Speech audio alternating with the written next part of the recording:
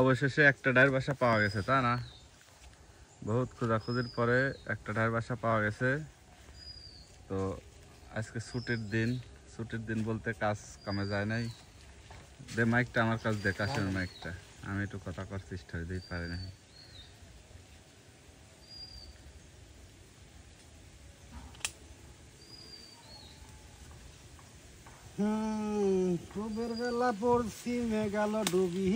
অবশেষে ডায়ের বাসা একটা পাওয়া গেছে। ডায়ের বাসা দিয়ে কি মাছ ধরবি তোরা? মাছ ধরবো কাতল, রুই।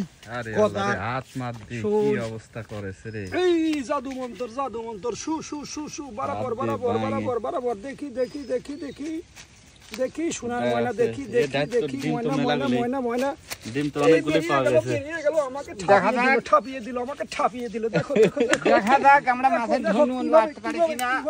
শালা বড় হইলো হে। হ্যাঁ অনেকগুলা ডিম। না কিছু বলো ডিম সম্বন্ধে।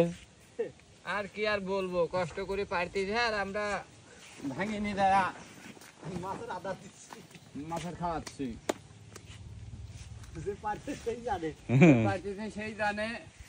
কত করি